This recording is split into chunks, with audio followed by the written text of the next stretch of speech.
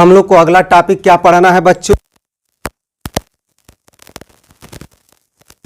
कायिक जनन या वर्धी जनन हम लोग को अगला पढ़ना है, ठीक ना? क्या पढ़ना है? कायिक जनन या वर्धी जनन पढ़ना है, जिसकी अंग्रेजी क्या होती है? वेजिटेटिव रिप्रोडक्शन होता है। समझ में आ गया? यह जो है अलैंगिक जनन का अर्थात एसेक्सुअल रिप्रोडक्शन का सबसे महत्वपूर्ण जनन है। समझ में आ गया? इस प्रकार के जनन में होता क्या है? इस प्रकार के अलैंगिक जनन में, अलैंगिक जनन में पौधे के, किस में? पौधे के जड़, तना तथा पत्ती, क्या? जड़, तना तथा पत्ती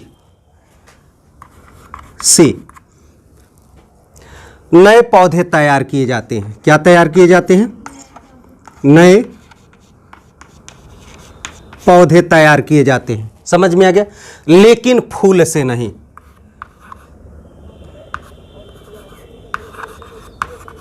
पुष्प से नहीं, अर्थात इसमें पुष्प भाग नहीं लेते हैं। फिर गौर से समझिएगा, कायिक जनन या वर्धी जनन किसे कहते हैं? इस प्रकार के अलैंगिक जनन में, ठीक ना, पौधे के जड़, तना तथा पत्ती से नए पौधे का निर्माण किया जाता है, उसी को क्या कह दिया जाता है? कायिक जनन या वर्धी जनन या वेजिटेटिव रिप्रोडक्शन कहा जाता है। क्लियर हो रहा है इतना? अगर कोई पूछे कि कायिक जनन या वर्धी जनन किसे कहते हैं, तो हम बताएंगे कि इस प्रकार के अलैंगिक जनन में पौधे के जड़, तना तथा पत्ती से नए पौधे का निर्माण किया जाता है, उसी को क्या कह दिया जाता है? कायिक जनन या वर्धी जनन या वेजिटेटिव रिप्रोडक्शन कह दिया जाता है। ये जो होते हैं ना, उच्च श्रेणी के पादप होते हैं। क्या होते हैं बच्चों? उच्च श्रेणी के पादप होते हैं। उच्च श्रेणी के पादप अर्थात पौधे होते हैं। क्या होते हैं? पौधे होते हैं। समझ में आया कि नहीं आ गया? अर्थात इसमें जड़ भी होगा, तना भी होगा और पत्ती भी होगा। दिखाई दे रहा है आप लोगों को ना? सुविधा के लिए इसे दो भागों में बांट करके अध्ययन किया जाता है। कितने भागों में बांटकर अध्ययन किया जाता है? दो भागों में बांटकर अध्ययन किया जाता है। अर्थात कायिक जनन दो प्रकार से होता है। कितने प्रकार से होता है? दो प्रकार से होता है। एक को हम प्राकृतिक कायिक जनन कहते हैं। प्राकृतिक कायिक जनन,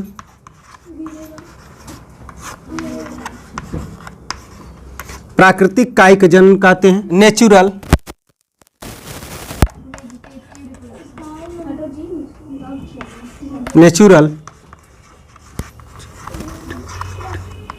वेजिटेटिव रिप्रोडक्शन क्या होती है? Natural vegetative reproduction. क्लियर हो गया?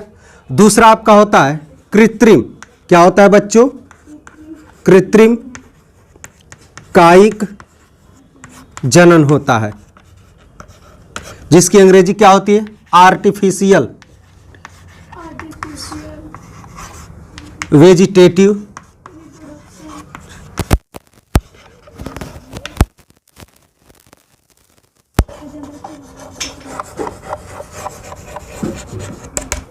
क्लियर हो रहा है?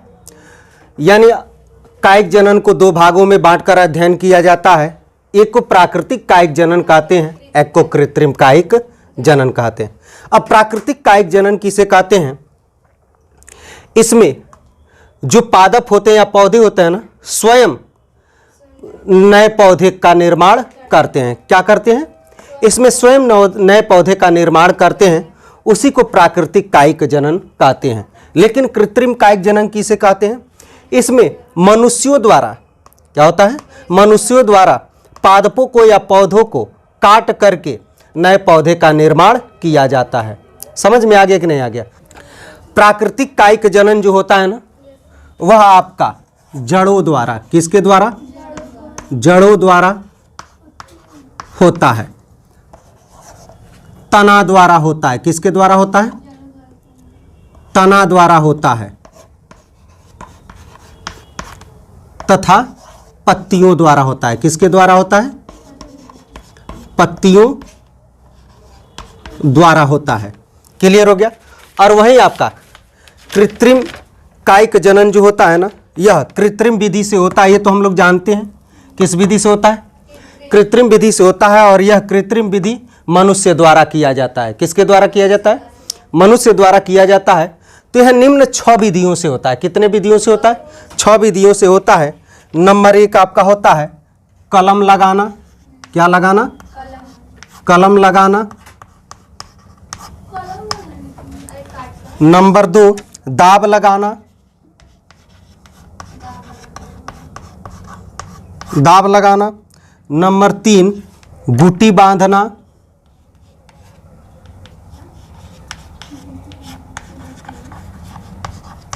गुटी बांधना। नंबर 4 रोपण। नंबर 5 शाखा बंधन।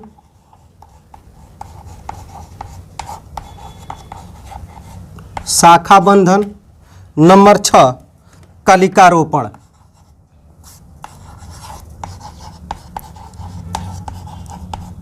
कलिका रोपण।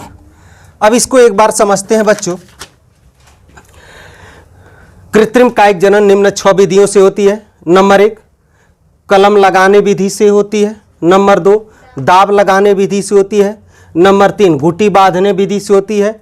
नंबर 4 रोपण विधि से होती है।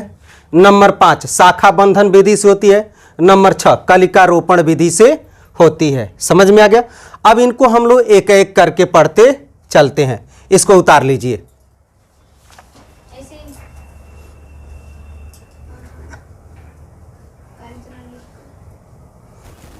उतार लिए आप लोग, मिटा दें।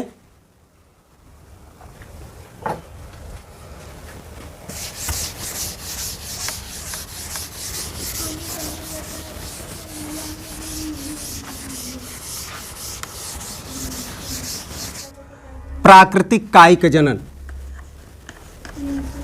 प्राकृतिक कायिक जनन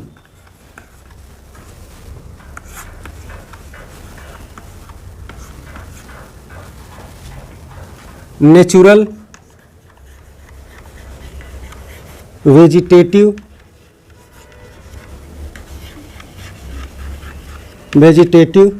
रिप्रोडक्शन।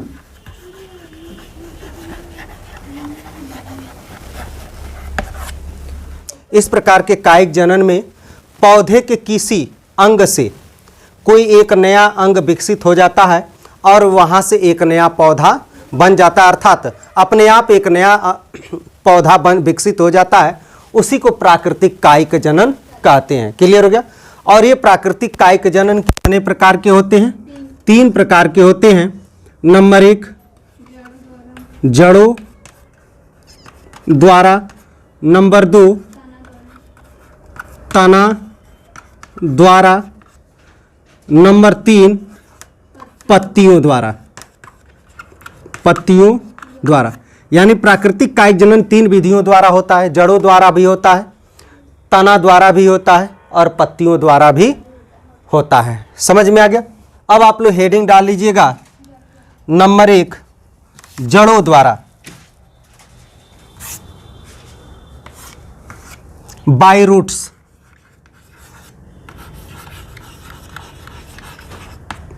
बाय रूट्स जड़ों द्वारा। जड़ों द्वारा जो है ना डलबर्जिया। क्या बच्चों?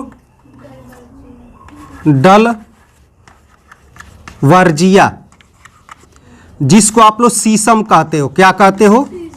शीशम कहते हो। डलबर्जिया। अमरूद।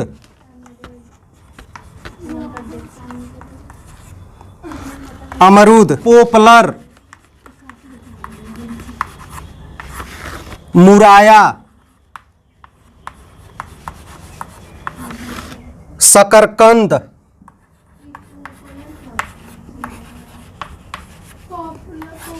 डहेलिया।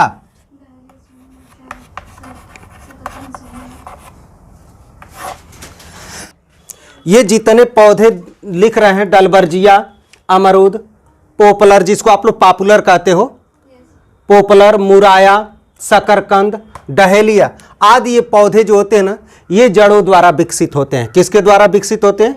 जड़ों द्वारा विकसित होते हैं। तो लिख ले, हेडिंग डाले हो आप लोग? क्या हेडिंग डाले हो? जड़ हो गया। अब आइए, अब दूसरा नंबर हेडिंग डाल लीजिए। क्या बाबू? तना द्वारा। किसके द्वारा? तना द्वारा, बाई स्टेम, तना द्वारा।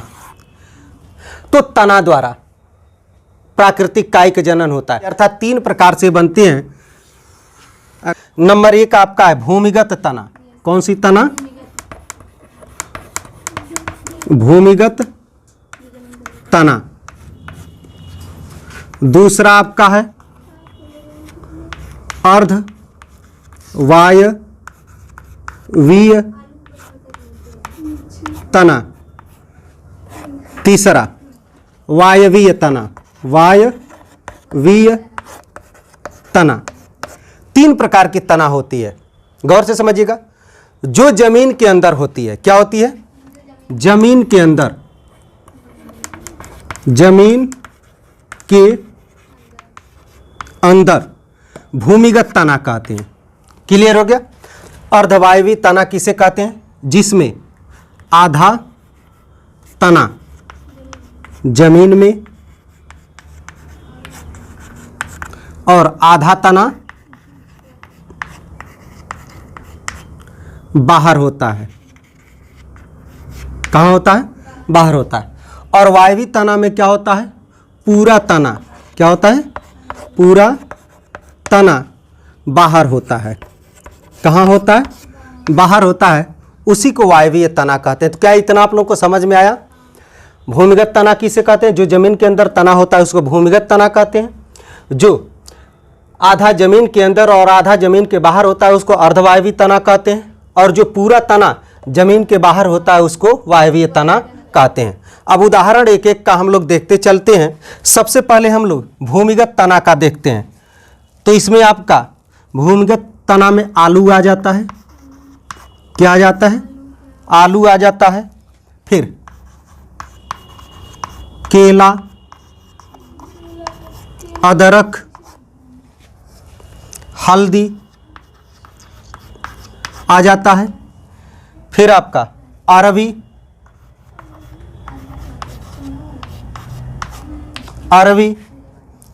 केसर, जिमीकंद,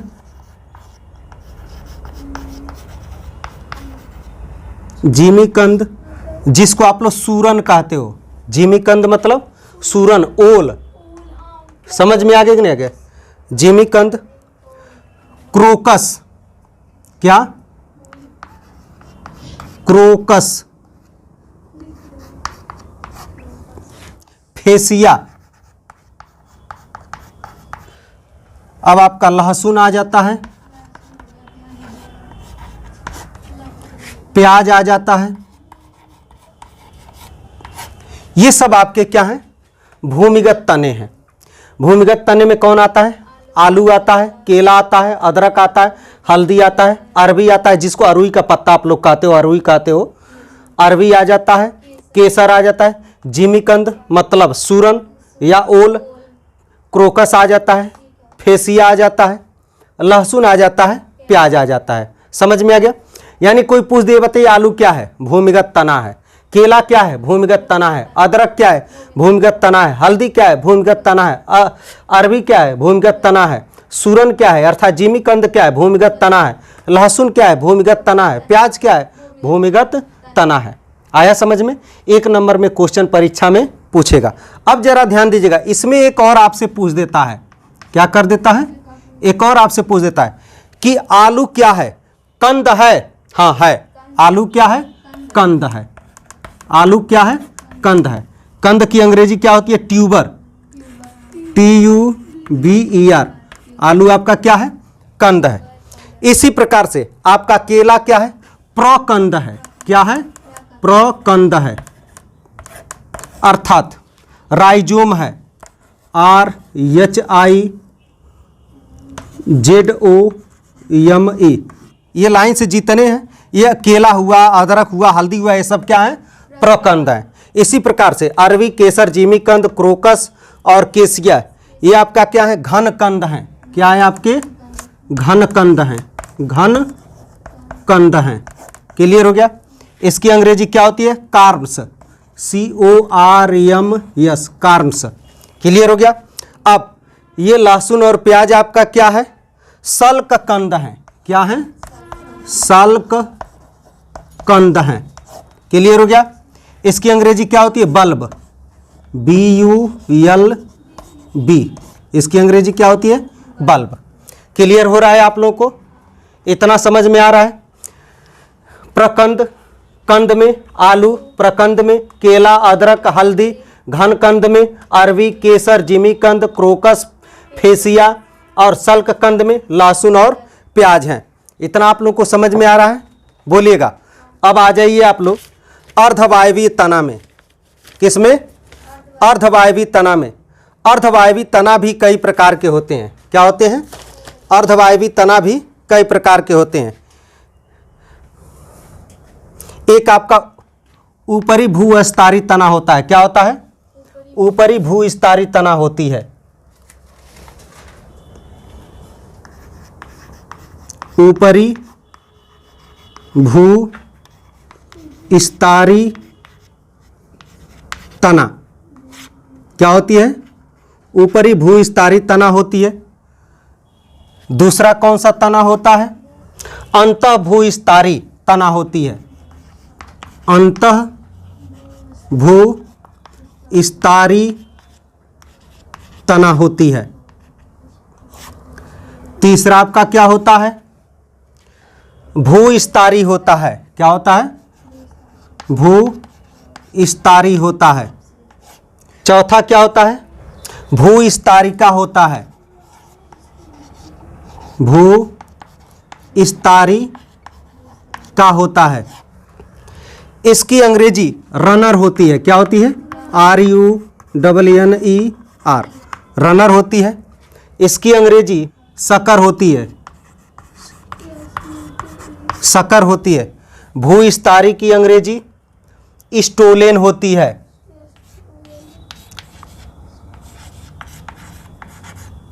स्टोलेन होती है। और भूविस्तारिका की अंग्रेजी ऑफसेट होती है। OFFSET, ऑफसेट होती है। अब इसके एग्जाम्पल आ जाइए, हम लोग लिख लें। क्या करें? एग्जाम्पल हम लोग लिख लें। इसमें आपका आ जाता है दूब घास। क्या आ जाती है? जिसको दुब्बा घास हम लोग कहते हैं, दूब घास। और खट्टी बूटी आ जाती है। क्या आ जाती है? खट्टी बूटी। खट्टी बूटी आ जाती है। क्लियर हो गया? और अंतः भूविस्तारी में क्या आ जाती है? पुदीना आ जाता है। क्या आ जाता है? पुदीना। क्या आ जाता है? पुदीना आ जाता है। गुलदाउदी आ जाता है। क्या आ जाता है? गुलदाउदी आ जाता है। और काइजेंथेमम। और अब आ जाइए भूविस्तारी में क्या आ जाता है? भूविस्तारी में स्ट्रॉबेरी आ जाता है। क्या आ जाता है? स्ट्रॉबेरी आ जाता है। और मेंथा आ जाता है। क्या आ जाता है? मेंथा आ जाता है। भूविस्तारिका में क्या आ जाता है? जलकुंभी आ जाता है। क्या आ जाता है? जलकुंभी। जलकुंभी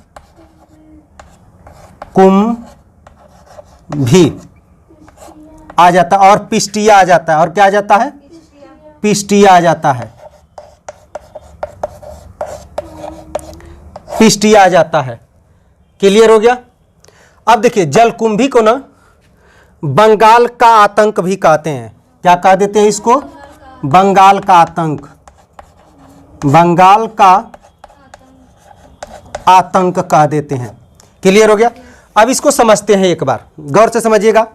कोई पूछ दे अर्धवायवीय तना का उदाहरण क्या क्या है, तो हम बताएंगे दूब घास, खट्टी बूटी, पुदीना, गुलदाउदी, काइजेंथेमम, क्या होता है, काइजेंथेमम, स्ट्रॉबेरी, मेंथा, जलकुंभी, पिस्टिया, ये आदि जो हैं अर्धवायवी तना के उदाहरण है। अब इसमें से आपसे पूछ सकता है कि दूब घास और खट्टी बूटी क्या है, तो ये आपके क्या है, भूविस्तारित तना है।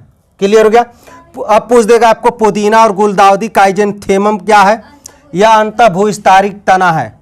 इसी प्रकार से आप पूछ देगा स्ट्रॉबेरी और मेंथा क्या है, तो यह भूविस्तारिक है, क्या है, भूविस्तारी है। इसी प्रकार से आपसे पूछ देगा कि जलकुंभी और पिस्तिया क्या है, तो ये भूविस्तारिका है। क्लियर हो गया। अब आइए लास्ट में आपका बचा क्या, वायवीय तना, समझ में आ गया। अब ये वायवीय तना में कौन कौन से हैं, इसमें नागफनी है, क्या है, बोलिएगा, इसमें क्या है, नागफनी है, क्या है, नागफनी है। नागफनी को ओपेसिया हम कहते हैं, क्या कहते हैं, ओपेसिया कहते हैं, क्या कहते हैं, ओपेसिया कहते हैं। नागफनी है। नागफनी के बाद अमरबेल है, क्या है, अमरबेल, अमरबेल है। और गन्ना है, क्या है, गन्ना है। ये आदि क्या है, वायवीय तना है। यहां तक कोई परेशानी आप लोगों को समझ में आ रहा है, क्लियर हो गया। तो हम लिखवा दे क्या है, अब देखना ये रटने वाली चीज है, यही सब एक बार हम रट लेंगे तो ये सारी चीजें हमको याद हो जाएंगी। क्लियर हो गया। मिटा दे।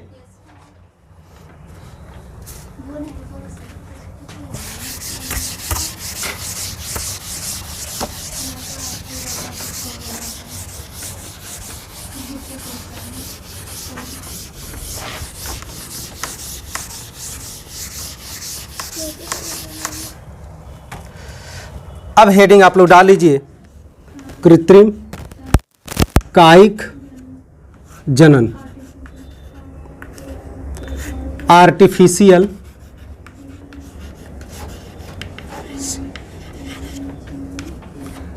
वेजिटेटिव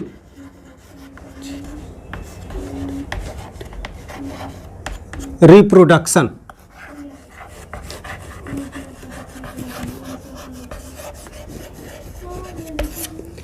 अब इसे समझिएगा, कृत्रिम कायिक जनन किसे कहते हैं। इसमें मनुष्यों द्वारा, क्या, मनुष्यों द्वारा पादपों या पौधों को कृत्रिम विधियों से काट करके नए पौधे उगाए जाते हैं, उसी को क्या कह दिया जाता है, कृत्रिम कायिक जनन कह दिया जाता है। और कृत्रिम कायिक जनन निम्न 6 विधियों द्वारा की जाती है। कितने विधियों द्वारा की जाती है, निम्न 6 विधियों द्वारा की जाती है। नंबर 1 आपका है कलम लगाना, कलम लगाना। नंबर 2 दाब लगाना। नंबर 3 गुटी लगाना।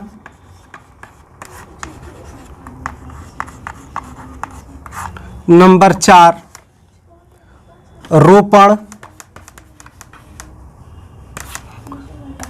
नंबर 5 शाखा बंधन।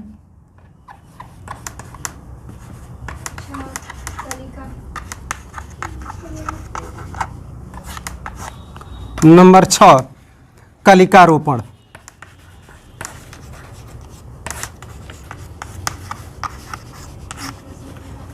कलम लगाना की अंग्रेजी क्या होती है, कटिंग। क्या होती है, कटिंग।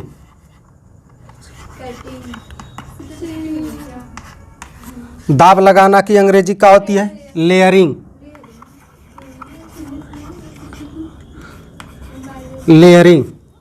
गुटी की क्या होती है, GOOTEE, गुटी। रोपण का क्या होता है, ग्राफ्टिंग।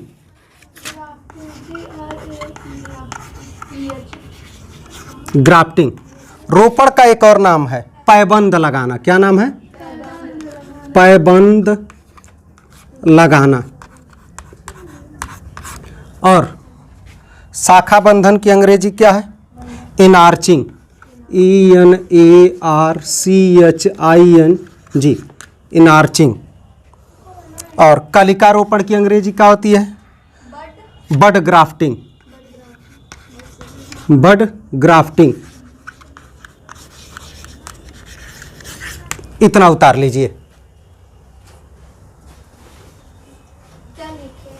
नंबर 1 हेडिंग डाल लीजिए आप लोग, कलम लगाना। इसमें जो होता है ना, कोई पौधा ले लेते हैं, ठीक, क्या ले लेते हैं? विकसित पौधा होता है।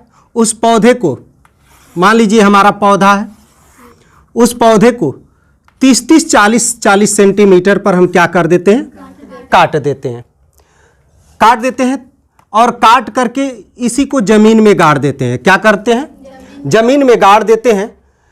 तो इसी को कलम लगाना कहा जाता है। क्या कहा जाता है? कलम लगाना कहा जाता है। और प्रत्येक कटे हुए भाग से नया पौधा निकल जाता है। उदाहरण के तौर पे गुलाब, गुलाब, गन्ना, गुड़हल, अंगूर,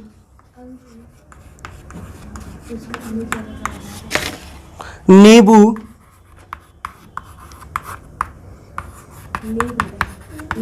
संतरा आदि आते हैं। ठीक, समझ में आ रहा है? लिखवा दें, बोलिएगा।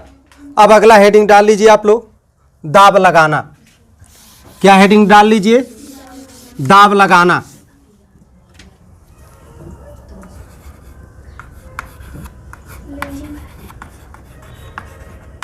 दाब लगाने की अंग्रेजी क्या होती है? Layering, layering. सपोज कर लीजिए हमारा एक पौधा है। क्या है? एक हमारा यह पौधा, ये हमारा एक पौधा है और ये पौधे की शाखाएं हैं। क्या है? ये पौधे की शाखाएं हैं। इन पर पत्तियां भी निकली हुई हैं। क्लियर हो गया? अब क्या किया जाएगा? इसकी एक शाखा को पकड़ करके, किसी भी एक शाखा को, टहनी को पकड़ करके इसको जमीन में दाब दिया जाएगा। कहाँ दाब दिया जाएगा? जमीन में दाब दिया जाएगा, जिससे एक नया पौधा विकसित हो जाएगा। इसी को क्या कह दिया जाता है? दाब लगाना कह दिया जाता है। उदाहरण के तौर पे जैसे बेला, चमेली,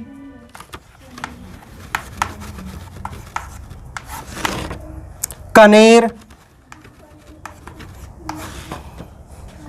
नाशपाती,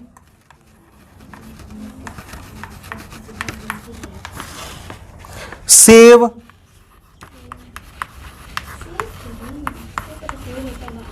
नींबू, गुलाब आदि आदि के पौधे की टहनियों को अगर हम दबा दें तो नया पौधा उग जाएगा। इसी को दाब लगाना कहते हैं। अगला नंबर हेडिंग डालिए, तीसरा नंबर, गुटी लगाना।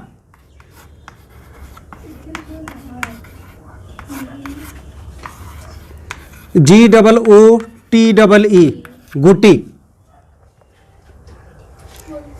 देखिए इसमें क्या होता है ना, जैसे मान लीजिए बहुत बरियार पेड़ है, बहुत बड़ा पेड़ है, बहुत मजबूत पेड़ है, ठीक ना, तो उसकी टहनियां भी मजबूत होंगी, तना मजबूत होगा। उस तने को क्या हम लोग नीचे दबा सकते हैं? नहीं दबा सकते हैं। अगर दबाएंगे तो उसी पर टंग जाएंगे, नहीं तो खुद टूट जाएगा। समझ में आ गया कि नहीं आ गया? तो उसको तो जमीन के अंदर हम लोग दबा सकते नहीं हैं। तो क्या किया जाता है, मान लीजिए उसकी ये मोटी टहनी है, तो उसकी मोटी टहनी पर से यहाँ उसकी जो सल्क होते हैं उसको छील दिया जाता है। क्या कर दिया जाता है? छील दिया जाता है। और इस पर मिट्टी लगा करके, क्या कर दिया जाता है? मिट्टी लगा करके और अच्छे कपड़े से, सूती कपड़े से बांध दिया जाता है। ठीक। और इसकी जो दूसरी टहनी होती है, क्या होती है? दूसरी टहनी होती है। उस दूसरी टहनी पर एक रसरी द्वारा घड़ा बांध दिया जाता है। क्या बांध दिया जाता है? घड़ा बांध दिया जाता है। क्लियर हो गया? और उस घड़े में पानी भरा रहता है और घड़े को छेद कर दिया जाता है। और छेद करके इसमें एक रसरी लगा दिया जाता है और रसरी से इस पर ठोपे ठोपे पानी गिरता रहता है, बूंद बूंद पानी गिरता रहता है। और इस तरह से यह प्रोसेस को ही हम क्या कह देते हैं, गोटी लगाना कहते हैं। क्या आप लोगों को समझ में आ रहा है? जैसे उदाहरण के तौर पे इसमें अमरूद और संतरा का पेड़ उगाया जाता है। किसका पेड़ उगाया जाता है? अमरूद और संतरा का पेड़ उगाया जाता है। अमरूद का पेड़ टाइट होता है कि नहीं होता है? निभा पाएंगे हम लोग? मिटा दे। अब चलिए अगला हेडिंग आप लोग डाल लीजिए, रोपण। क्या हेडिंग डाल लीजिए? रोपण।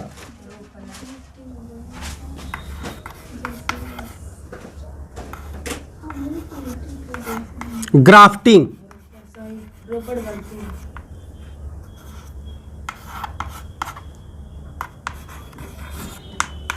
ग्राफ्टिंग। अब देखिएगा कि इसमें क्या होता है। इसमें हम दो पौधे लेते हैं। एक पौधा आपका निम्न कोटि का होता है और दूसरा पौधा जो होता है आपका उच्च कोटि का होता है। क्या होता है? उच्च कोटि का होता है। इसमें क्या होता है, दोनों के तनों को क्या किया जाता है, दोनों के तनों को लेकर के आपस में बांध दिया जाता है। क्या कर दिया जाता है? आपस में बांध दिया जाता है। इसी को क्या कह दिया जाता है? रोपण कह दिया जाता है। जैसे इस विधि द्वारा अंगूर,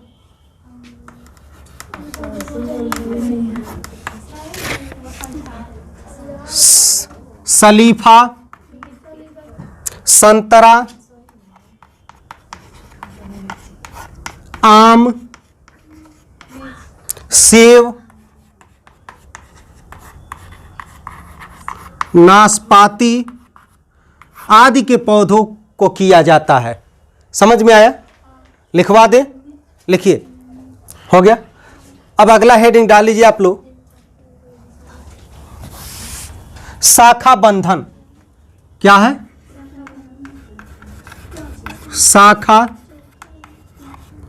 बंधन। शाखा बंधन की अंग्रेजी क्या होती है? इनार्चिंग। क्या होती है? गौर से देखिएगा, सेम इसी प्रकार से होगा। क्या होगा? सेम इसी प्रकार से होगा। अब इसमें क्या होगा, इसमें भी एक अच्छी जात का पौधा होगा और एक क्या होगा, निम्न जात का पौधा होगा। इसमें भी क्या किया जाता है, इसकी शाखाओं को बांध दिया जाता है और बांध करके नए पौधे को तैयार किया जाता है। समझ में आ गया? अब लास्ट हेडिंग डाल लीजिएगा, कलिका रोपण। कलिका रोपण।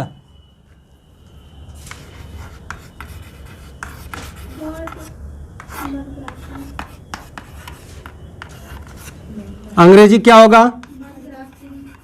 बड ग्राफ्टिंग।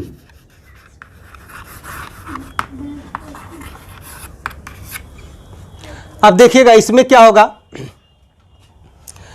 इसमें एक पौधा है ना, देखिएगा एक पौधे को हमने काट लिया है, दूसरे पौधे की कलिका क्या कर दिया जाएगा, दूसरे पौधे की कलिका को इसमें लेकर के क्या कर दिया जाएगा, बांध दिया जाएगा।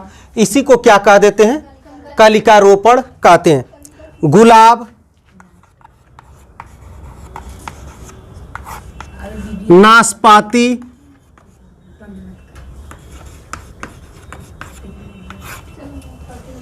और संतरा किसको उगाया जाता है, संतरा को उगाया जाता है। तो लिख ले, हो गया।